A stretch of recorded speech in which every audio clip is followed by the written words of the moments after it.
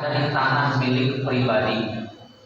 Selengkapnya bisa dibaca di kitab Fathul Mu'in. Yang ketiga, boleh membangun di atas kuburan orang soleh, baik itu di TPU maupun di tanah pribadi, dengan tujuannya ilatnya adalah untuk melestarikan ziarah dan tabarruk.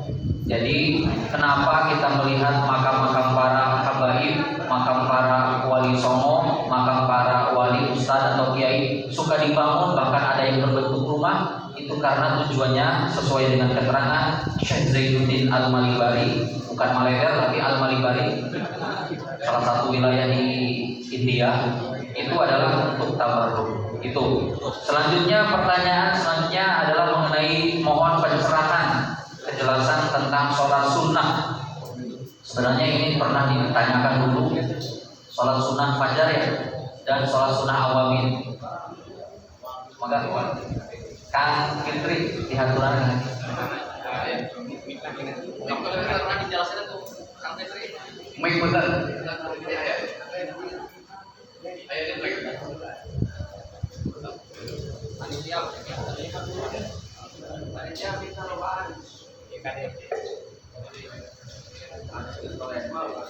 Bismillahirrahmanirrahim. Yang pertama tentang sholat sunnah awabin yang masyhur di kita, sebagaimana disebutkan di dalam masyhur dalam kitab Fathul Mu'in, disebutkan wa minhu di antara sholat sunnah yang tidak disunahkan untuk dilaksanakan secara berjamaah yaitu sholatul awabin, wahya isyuruna rakaatan bainal maghrib wal isya, yaitu sholat 20 rakaat antara maghrib dan isya. Tapi waktunya sitah, dalam satu riwayat 6 rakaat, dalam satu riwayat 4 rakaat, dan juga dalam satu riwayat yang lain 2 rakaat. 2 rakaat al-aqal. 2 baik, karena kalau maghrib kan pengajian. Jadi maghrib itu bagusnya istiqol dengan ilmu. Jadi maghrib itu istiqol dengan ilmu. Ari kiai mah salat Allah bageuing. Mendingan ngaji ari kiai mah. Masuk surga lain ku salat tapi ku ngaji. Tapi pulang kemudian malas salat gitu. Salat isya ge jam 4 kadang-kadang. Tiga gampang. Oyun dabu. Oyun dabu deh satu titik. Kita mau dia oyun dabu deh sampai empat kali na kubaitul fajar deh sama. Wadata bifaidin wa ishruna khilafan di sini. Jadi itu sholat sunnah awabin ya. Yang mana kalau faedahnya ini untuk para khutbah ya, para khutbah disebutkan bahwasanya qala al-Fashani qala Nabi sallallahu alaihi wasallam man ahabba ayyahfadallahu alaihi imanahu falyusalli rak'ataini ba'da sunnatil maghrib yaqra fi kulli rak'atin fatihatul kitab wa qul huwallahu ahad 6 marrat wal mu'awwidhatain marratan wahidah. Imam Al-Fashani berkata bahwasanya Nabi SAW bersabda, barang siapa ingin Allah selalu menjaga imannya, maka hendaknya ia sholat 2 rakaat setelah sholat sunnah maghrib, setelah Al-Fatihah membaca surat Al-Ikhlas 6 kali. Kalau apa? Lamun tak apa Al-Ikhlas kulhu keterangan 6 kali. Dan surat Al-Mu'awwidhatain yaitu Al-Falaq dan An-Nas masing-masing 1 kali.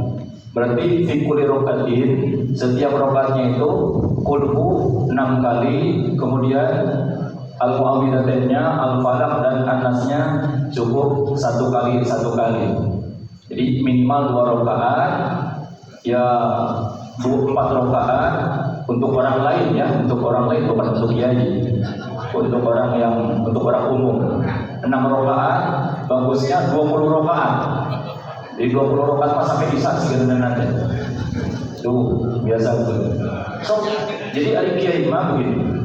Kiai itu kalau maghrib sibukkan dengan tahlil wa ta'alum.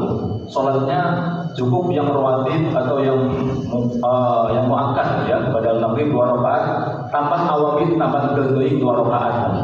Tambah awabin. Terus kita motivasi orang lain supaya awabin yang lain masuk 20 rakaat. Engke kiaina menang pahala 40 salat gitu. Menang pahala jariah. Jadi kan cerdas dari kiai teh. Kalau sholat hayu, hari ngaji jarang. Makanya betul kata Kiai Arifin ngara raji gitu kan. Riwuh na dunia teh musabab jalmi bararodo loba ngomong. Itu kamakola Kiai Arifin. Rawahu du rawi sahabat. Kemudian yang kedua adalah sholat fajar yang biasa disebutkan sholat fajar yang mungkin qobliyah subuh ya. Yang Nabi katakan rakaatani qoblal fajri khairun minad dunya wa ma fiha.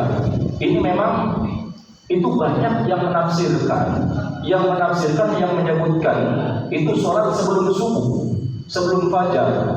Makanya kenapa kita harus harus ngaji, harus merujuk kepada penafsiran para ulama.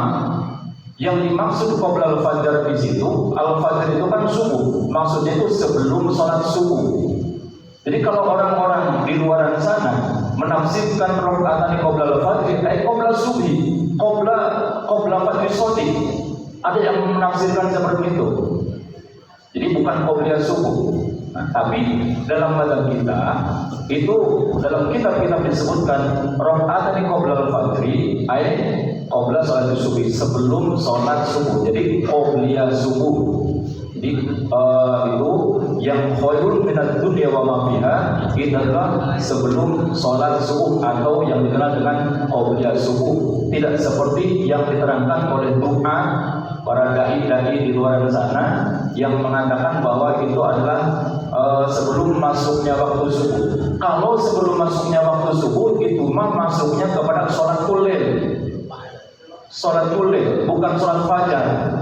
Karena sholat lail itu ya mimba isya ila tulil fajr shoti, sampai keluarnya fajar shoti ya, sampai masuk waktu subuh. Ketika sudah masuk waktu subuh, maka itu masuk kepada waktu subuh dan sholat qobliyahnya itu qobliyah sholat qobla fajar itu, sholat fajar itu yang dimaksud oleh para ulama diterangkan bahwa itu adalah qobliyah subuh. Wallahu a'lam.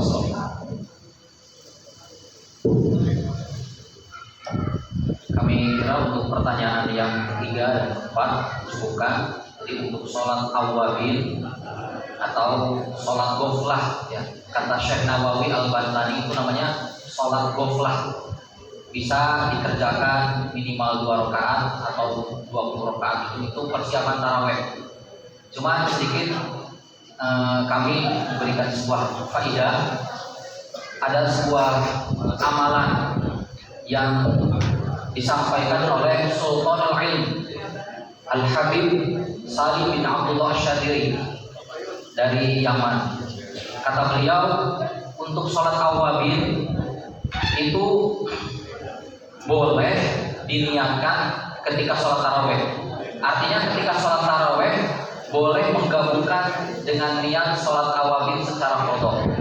Itu salah satu faedah dari beliau yang diambil dari pendapat Imam Ar-Romli. Jadi tinggal dicek kitab Imam pendapat Imam Ar-Romlinya. Jadi kalau mau sholat taraweh, sholat sunat tarawih rakaat ini adaan diniatkan qadhaan lil awwabin, itu dari Habib Syadiri.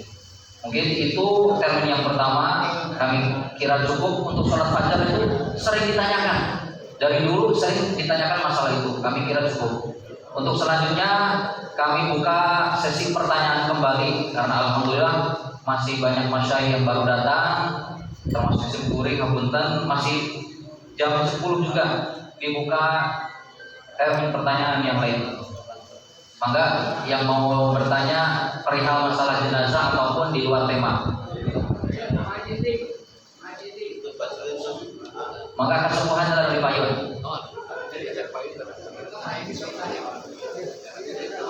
Panitia Kapunten diutamakan juga yang jarang hadir.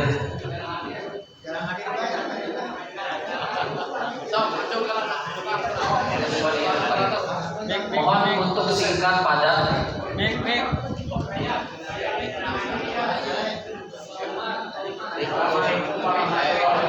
Tes.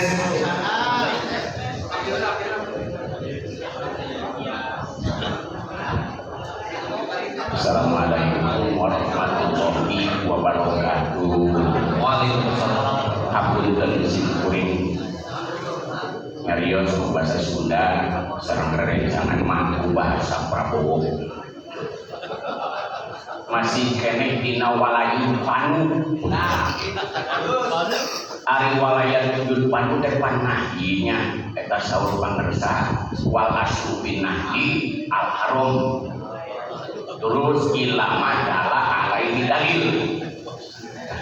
Insya Allah hari walayu depan harus dijelaskan ku pangersa tadi dina nihayat ujian ayat dina takrib ayat pan urang mah golongan kholidin ini percaya kumaha jawab lamun kamu kiri di luar itu anu sifatnya kalau tidak ada di dalam Al-Quran dan Sunnah dolalatun kula bid'ah kula tengkul jami tengkul majmu bari teh muntea apunten kumari sakitu panginten kasadayana Mas Ayu nu dipayun pilih aya referensi sanes salian di kitab anu koneng pilih aya nu hejo kana pinya pada hara hejo kitu nya mangga abi nyukeun masalahna ge kanggo ngajelaskeun ke kaum kiri anu kadua dipanggersa ka kuping pisan lamun tuang halal teh implikasina teh agung mata diijabah doa mata akhlak nasare mata budak nasaroleh tadi aya kasebat-sebat subhat lamun subhat teh dinasa digubah kana waham eta mah ulah bangsa leres lamun sak rada naik kana doni eta mah pangan-pangan patarosan abdi nah lamun eta subhat kana doni mata ngahalangan kana ijabah doa kana nu tadi disanggepkeun opat teh anu teu apal hiji-hijina teh nah mata ngahalangan anu opat teh eta teh teu lamun subhatna rada najah kana doni sakitu bae. Wassalamualaikum warahmatullahi wabarakatuh.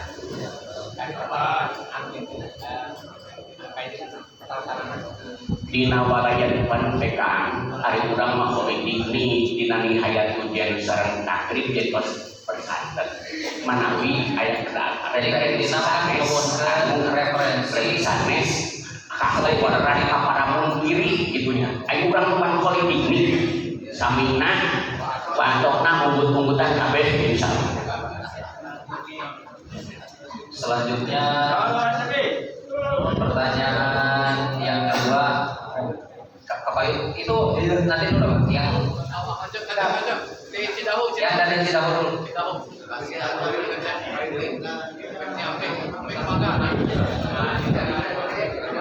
Maka pengersa ketua RWCN Cidahu. Assalamualaikum warahmatullahi wabarakatuh.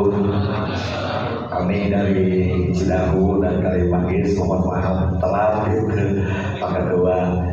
Pertanyaan sekelumit tentang kejadian di Desa Cigilir, Kecamatan Cidahu. Ada pembongkaran makam. Makam tersebut di tanah wakaf, tapi yang menjualnya ahli waris wakil tersebut. Yang saya tanyakan, terus penjualan tersebut dijual kepada perusahaan perumahan. Nah, yang jadi pertanyaan, bagaimanakah pembongkaran mayat tersebut dipindahkan ke kuburan umum, terus penjualannya sah atau tidak, terus gimana hukumnya wakaf tersebut gitu. Jadi yang pertama, bagaimana pembongkaran makam tersebut, hukumnya gimana, dipindahkannya gimana. Soalnya jadi pembongkaran tersebut dipindahkan ke makam umum. Nah, terus penjualannya sah atau tidak dan gimana hukumnya. Itu terjadi sekarang di Desa Cigilir, Kecamatan Cidahu. Itu di satu perusahaan perumahan. Kami masyarakat banyak yang menanyakan itu gimana istilahnya hukum-hukumnya tersebut. Itu mungkin. Sebelum dulu kemudian supados kanu yang menjawabna yang sohina supaya lebih terang oke. Bade klarifikasi ieu teh anu disebut tanah wakaf teh aya ikrar wakaf teh? Waktu sapungkur, cuman memang nggak ada tertulis, cuman hanya ucapan unggul gitu aja. Ada ucapan wakif. Ucapan Berarti wakif. status tanah itu dari wakaf, Wakaf. kemudian diambil alih Nggak, maksudnya wakaf itu untuk keluarganya. untuk keluarganya. Iya, pemakaman itu untuk keluarganya. Setelah itu dikarenakan ada perusahaan perumahan yang mau beli tanah tersebut. Nah, si tanah tersebut istilahnya kebongkar makamnya. Yang menjual juga itu ahli waris wakil, kebetulan kan tanahnya itu berdampingan. Yang kedua betul untuk klarifikasi ya, jadi kan ada proses pembongkaran jenazah. Iya, pembongkaran Nah, jenazah. jenazahnya itu masih utuh atau tinggal tulang? Berarti yang tinggal tulang, kebetulan yang utuh nggak ada, cuma tinggal tulang belulang saja. Terus dipindahkan ke tanah umum. Gitu. Gimana itu hukumnya? Seperti itu, mohon untuk penjelasannya. Ya, terima kasih. Nah, iya, Itu aja. ya. Udah. Assalamualaikum warahmatullahi wabarakatuh. Waalaikumsalam. Satu lagi. Assalamualaikum warahmatullahi wabarakatuh. Waalaikumsalam. Ya, nampihan salib karena nembe kamari lah di Banos. Naon namina teh meser tanah. Nah di tanah eta teh tos aya makam opat. Nah terus dipeser ke Banos. Terus eta upami misalkan dibongkar gitu ku abdi selaku hak milik tanah, boleh apa tidak? Karena memang yang punya tanah tersebut itu makam keluarganya, yaitu terserah katanya, yang penting saya menjual ya seadanya, yang makam-makamnya dijual berarti. Ya pertanyaannya masih nyambung sama yang tadi ya? Yang maksudnya pemilik itu kan kayak wakaf segala macam. Memang tanah hak milik abdi. Oh iya. Nah, makam nu aya di dinya upami dialihkeun atau dibongkar boleh apa tidak? Ya. Sakitu manawi. Assalamualaikum warahmatullahi wabarakatuh. Waalaikumsalam warahmatullahi wabarakatuh.